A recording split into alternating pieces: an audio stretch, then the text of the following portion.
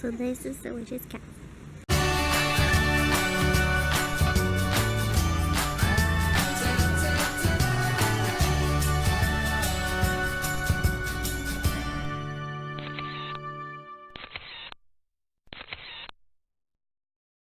Good morning, guys. Today we are going to a witch's castle. Probably not even an actual castle. It's a house, but online it's a castle. It's probably just like a witch's house in a wall. No, it's an actual building. And a sign that says witch's castle. And it used to be a house, and now it's not. Look at that. Alex is our tour guide. I'm just saying.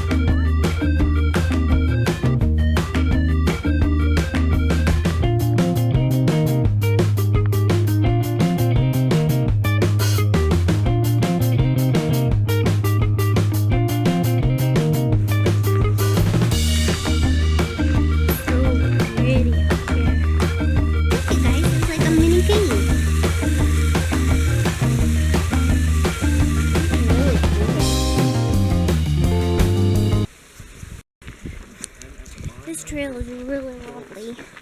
I'm really enjoying my walk with my family.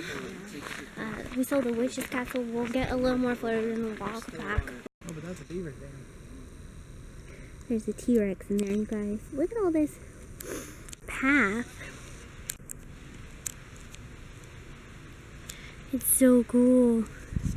And then we have a big bridge. And some kind of strange art. This is cool. And 110 years. Now we're seeing this pretty view. What, Alex? And all of us are walking. A lot of stairs. Getting in our miles though, which is super good.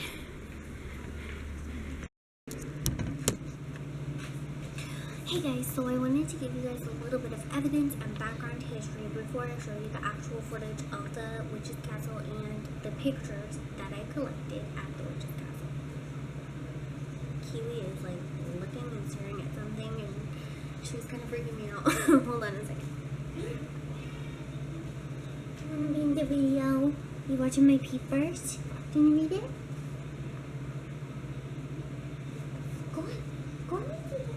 There you go. Anyways, okay, so it is in Forest Park, Oregon. The Forest Park on the junction of the Wildwood Trail and the Lower McClay Park Trail. And it has a very interesting history. I will tell you guys. The most notable area around the Blanche Creek has some interesting history behind it, as well as playing host to one of the area's most famous haunted places. In 1850, Danford Blanche filed a land claim on the portion of land near what was then fledgling settlement of Portland. Danford's land was large enough that he needed help in order to clear it. He hired a transient worker named Mortimer Stump, who who was from Vancouver. Blanche allowed him to stay with him and his family, consisting of his wife Mary Jane and his 9 children. Mortimer was with the family so long that one thing led to another, and he fell in love with Danforth's 15-year-old daughter, Anna. Mortimer asked for permission to marry Anna, but her parents refused. The couple threatened to elope, and Danforth exclaimed that if they did, he would kill Mortimer. Well, young lovers did not heed this warning, and Mortimer ran off to Vancouver with Anna in November 1858, where they were married. This sparked a feud between the Ballow and Stump families. A few weeks later, Mortimer, Anna, and some other members of the Stump family returned to Portland for some supplies and encountered Danforth. Having been nagged and tormented by Mary Jane to make good on his promise, Danforth later claimed that his wife was bewitched, and bewitched him to carry out his threat to kill Mortimer and return his daughter to their family. In a drunken stupor, Danforth pulled a shotgun and shot Mortimer in the head. Blanche was promptly arrested, however, the deteriorated condition of a wooden prison allowed him to later escape while awaiting trial. He hid out on his own property and was again found and arrested 6 months later. Danforth Blanche was put on trial and convicted for the murder of Mortimer and hanged to death on October 17, 1859. This was the first legal hanging that occurred in the newly formed Oregon Territory. Mary Jane continued to live at the Blanche cabin, but at Danforth's request divided up the land among her children. Over the years, land was passed to various owners, but was of little use and given to the city of Portland by Donald Maclay in 1897 to be used as a park. In the 1950s, a stone structure was built to house restrooms and a ranger section for the park near the site of the old French cabin. Over time, the structure deteriorated from vandalism and it was abandoned in the 1960s. This is known as the Witch's Castle. It is rumored that it was once a 1600s trading post. However, the existing structure was built almost 350 years later. Whether a previous structure there was not, it was unknown, but many occurrences have happened in this area. In the 1600s, a coven of witches lived among the land, declaring themselves to Satan and sacrificing people, basically, which is said to be the reason that Anna became possessed and asked Danforth and told Danforth to kill or keep good on his promise. Some say that when you visit the area around midnight, many apparitions will appear as if they were a sort of battle or war against each other. It is believed that they may be the ghosts of Danforth, Mortimer, Anna, and Mary Jane returning from hereafter. Perhaps they're indeed ghosts and spirits of the Stump families carried out their ghostly feuds after all this time. That is the information. And a little bit about the Witch's Coven. The Witch's Coven was there in the 1600s, and it was said that the land where it originally was, before the actual Witch's Castle was there, that land was used as their coven place, and they sacrificed people there, basically. And then later, when the structure was built, it was, like the spirits of the people that were sacrificed and the spirits of the witches took over the area. And there's a little side, I don't want to say panel, but side room that is said to be a place where the witches were. And around the time when these people, before they moved there or when they moved there in the same area, in the 1850s and 1900s, another coven of witches moved into the area in the actual structure and were in that room performing witchcraft. So it's like had 2 witches there, and then their death has just made the place really, really haunted. So that's the evidence that I found. You can find all this evidence online. It's in Portland, Oregon. I gave you guys the thing. So I'm going to explain how I felt in my experiences being there. when I went there and we came around the corner, we were maybe 2-3 minutes away from the actual structure.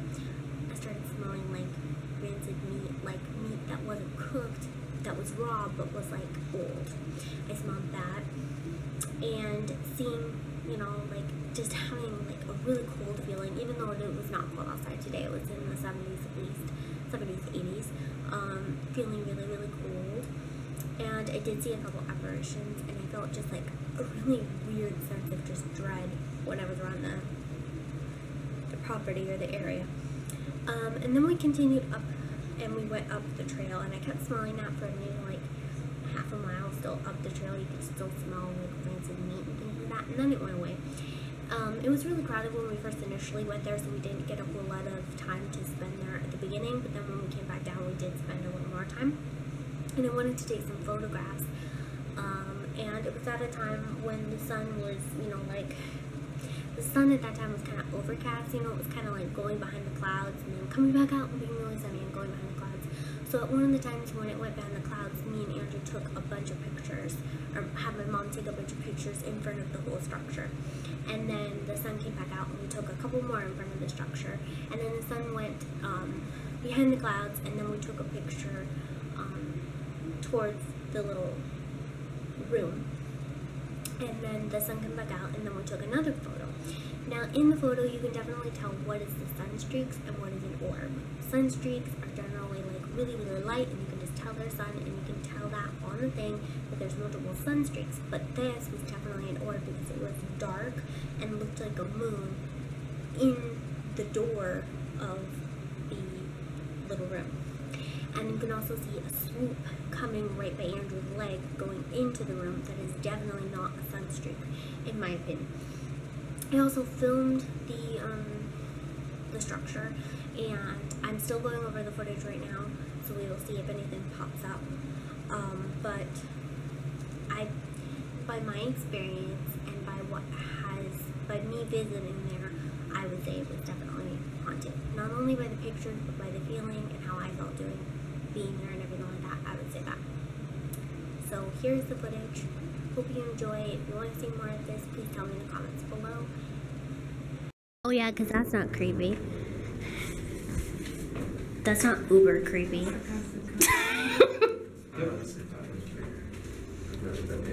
That is so. Yep, this is what she did. No, because we're not here. It looks like this is what she kept the Somebody flash a light or something. There's no way I can see any of this.